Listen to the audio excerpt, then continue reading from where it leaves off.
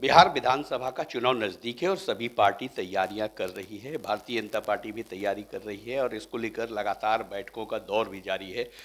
Sir, इस बीच जिस तरह की स्थिति बनी है, जातीय समीकरण को साधने के लिए सभी लोग रैली कर रहे हैं। आप लोग क्या कुछ कर रहे हैं?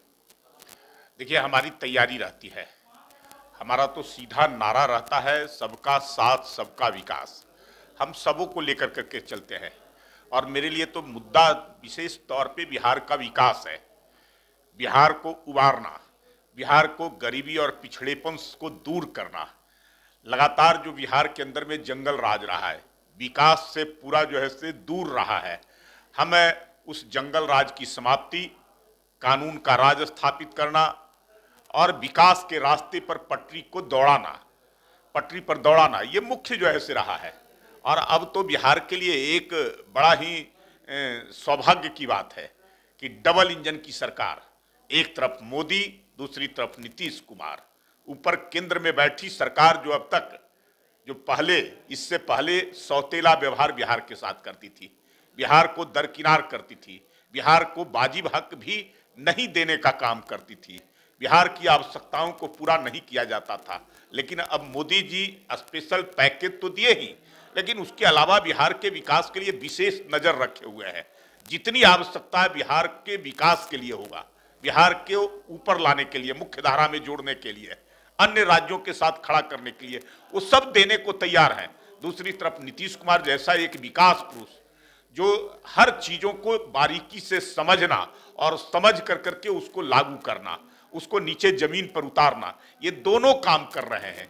और ये काम जो है से दोनों व्यक्तियों का साथ मिलना, ये बिहार के लिए सौभाग्य की बात है। इसलिए बिहार की हर प्रकार की आवश्यकताओं को पूरा करने का काम, केंद्र से योजना, उन योजनाओं को सफलीभूत करना, जमीन पर उतारना, इस काम को कर रहे हैं। इसलिए जो है से समीकरण साधने की लोग बात करते हैं, लेकिन हम तो विकास को आगे बढ़ा कर करके चलते हैं, बढ़ करके चलते हैं। लेकिन समाज के सभी वर्गों को साथ लेकर के चलने का काम करते हैं। कोई छूटे नहीं समाज के अंदर में, दबे कुचले, शोषित, कमजोर, पिछड़े, अति पिछड़े, दलित, महादलित, हर समुदाय, हर वर्ग के लोग, हर समाज के लोग साथ मिलकर करके बिहार को एक साथ, एकजुटता के साथ आगे बढ़ाने का काम करें। इस काम को भारतीय जनता पार्टी बजाबते कर रही है। क्या होगा अगला विधानसभा चुनाव में? विपक्ष दावा कर रही है कि आप आउट हो जाइएगा। देखिए, वो मुगालते में है, शायद उनको पता नहीं है 20 का चुनाव में सपना उन्होंने देखा था मुख्यमंत्री बनने का तेजस्वी यादव को। और चुनाव के पहले तो वो सपना देख रहे थे, रिजल्ट आने के बाद उनका सपना अधूरा रह गया, धरा का धरा रह गया।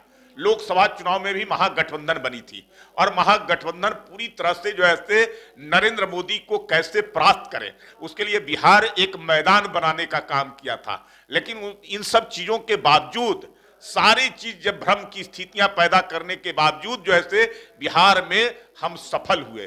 30 सीटों पर हम चुनाव जीतने का काम किए और अगर विधानसभा के दृष्टि से देखेंगे तो 177 सीटों पर हमने जीता था। और अभी का समय जो है, अभी एक सर्वे एजेंसी ने किया है और उसने कहा है कि अगर अभी चुनाव लोकसभा का हो जाए तो 35 सीटें भारतीय जनता पार्टी और एनडीए गठबंधन यहां जीतने का काम करेगी।